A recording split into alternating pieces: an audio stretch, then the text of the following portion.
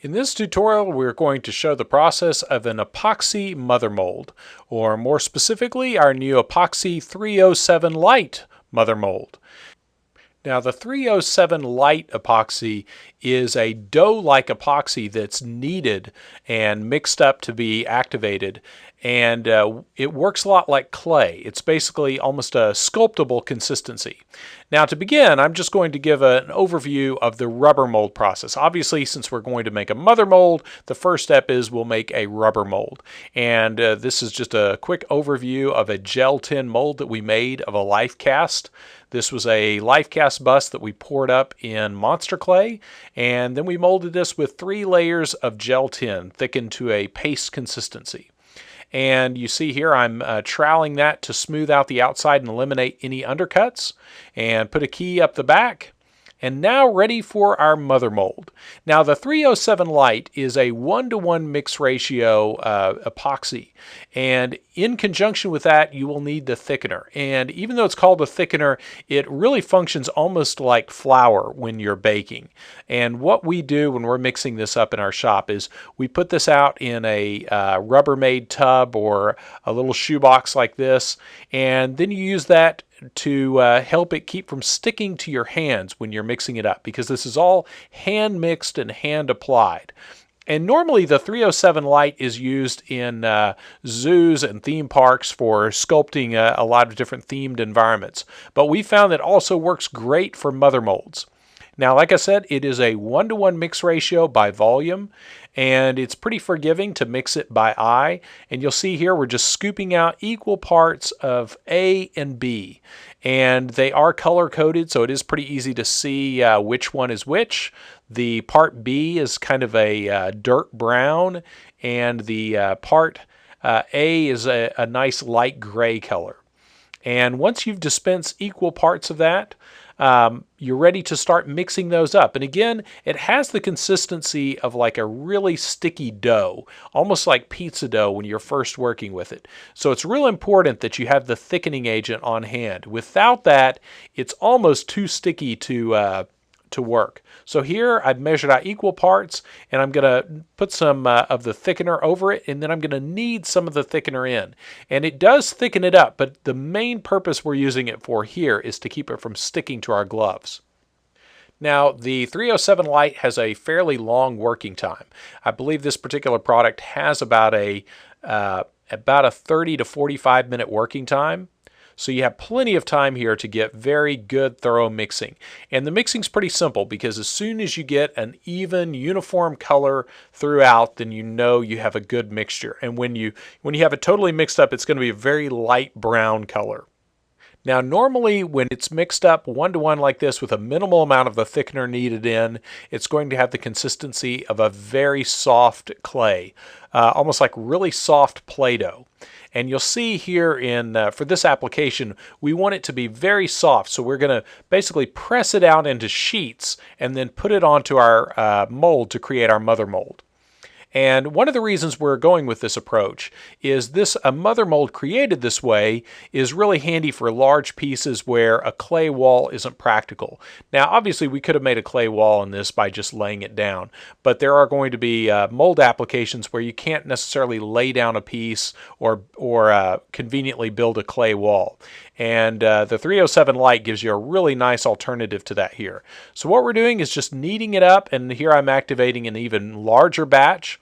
And we're just basically tearing off little chunks of this and rolling it out and making little pancake-sized lumps and putting that on to slowly build up 1/2 of the mother mold. Now, another important working property of the 307 is once you apply that and you get it put where you want, you can smooth it out with water. You'll notice here throughout the application that you'll see me to put my hand off camera there. I've got a little tub of water that I'm using to wet my hands, and just a little minimal amount of water on your gloves will really help smooth this out. And you'll see here I'm grabbing some of that water and smoothing it out, and you can really work that out and make a really nice smooth surface that way. Now, normally at this stage, 307 is sculpted, or it's designed to be a sculpting epoxy, and works great for that as well. But in this case, we're just basically smoothing it out like we would the outside of a hydrocal mother mold. And basically, I'm going for about a 1/2 inch thickness all over the front of my piece. Now, you'll notice there I've drawn a line to differentiate the front and the back halves of the mother mold. And I'm stopping just shy of that line. And the reason for that is later on I'm going to go back and you'll see here in a minute after I complete this part of the mother mold, I'm going to use that line to establish the flange of the mother mold, or where the front and the back halves of the mold come together.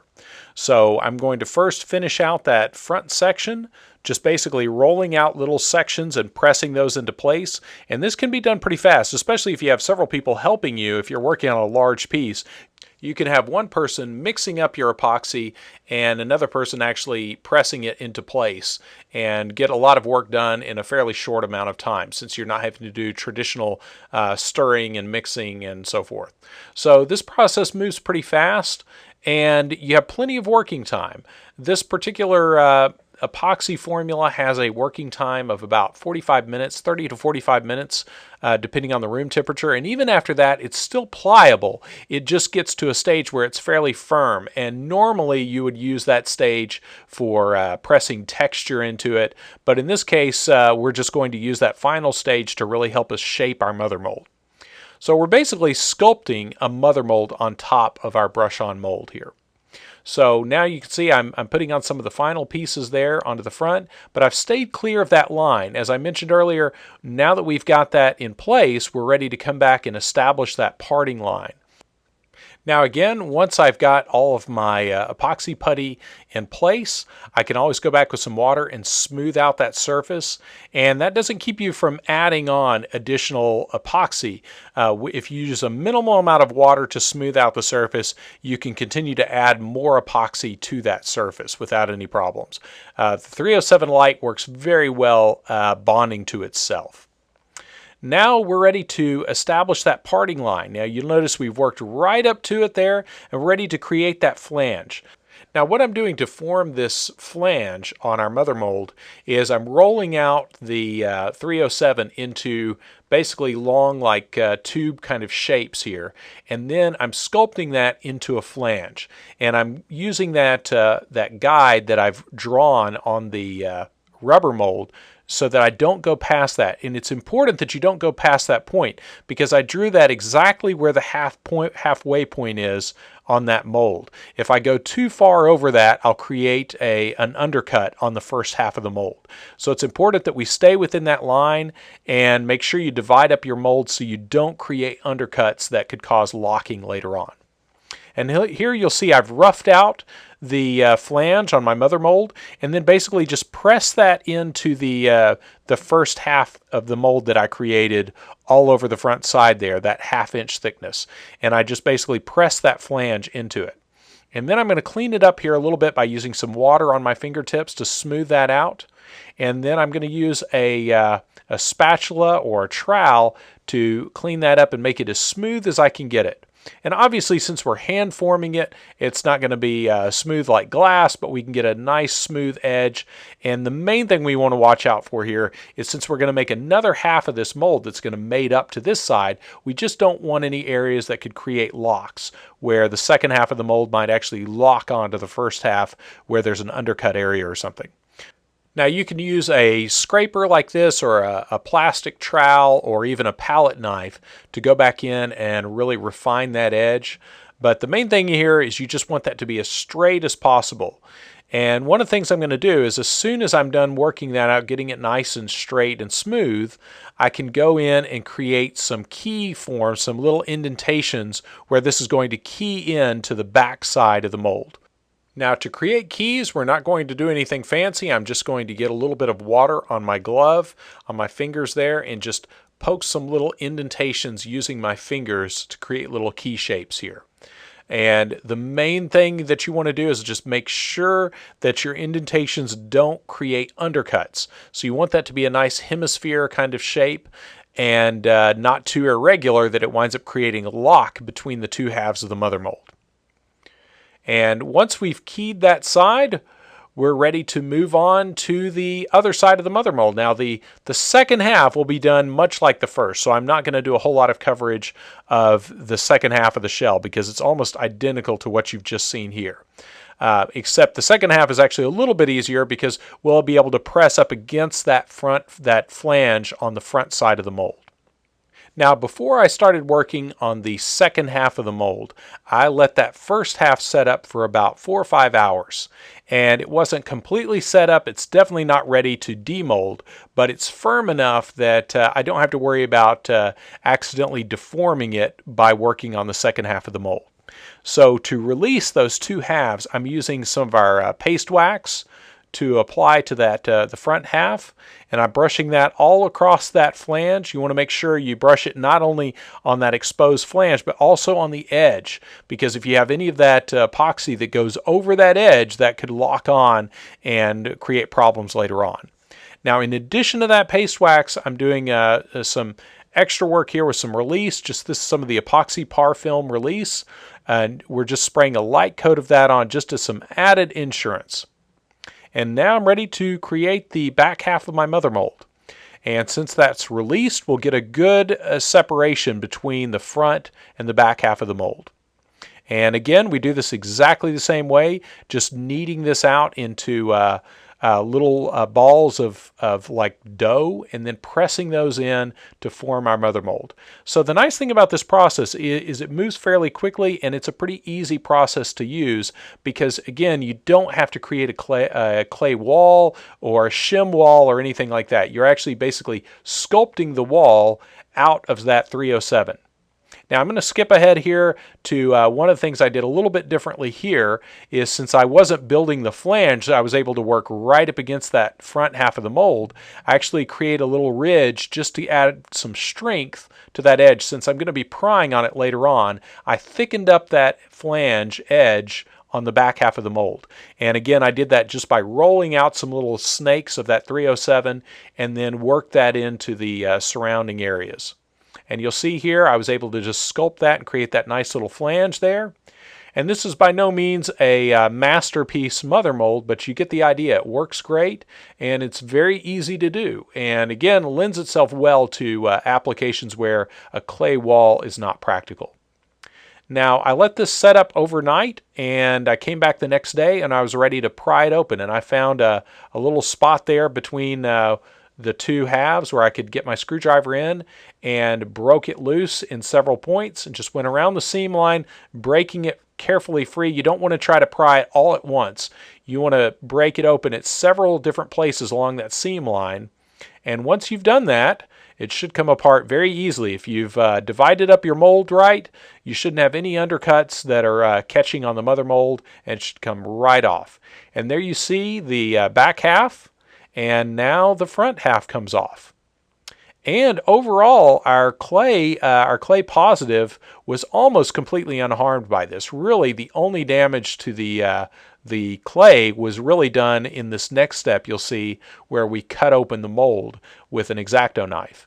And what we did here is, on that rubber mold, I did a key shape where I poured into an aluminum channel a long rectangular key and embedded that in the last coat of silicone.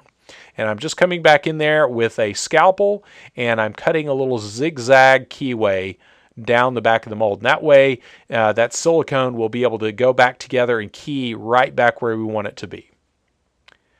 And again, I don't want to get too hung up on the rubber mold part of the process, because this video is more about the mother mold process. But just to give you a quick insight to what we did here, this was about a 1/4 inch thick gel tin silicone mold of a head, and this is a monster clay head. And again, I wanted to preserve this to possibly mold it again in a different material, so I wanted to be very careful to demold this to preserve my original. So one of the things I did here is I put my hand on the ear and very carefully demolded that so that it wouldn't accidentally pop off those ears. That's one of the common things you'll see when you're demolding a clay positive. A lot of times, if you're too rough with it, you'll pop those ears right off. So here is our clay positive, and really, aside from where I opened the mold, we have a clay master that could easily be molded again. And now rubber mold fits right back into the shell, and you'll see all those little rectangular keys snap into that shell.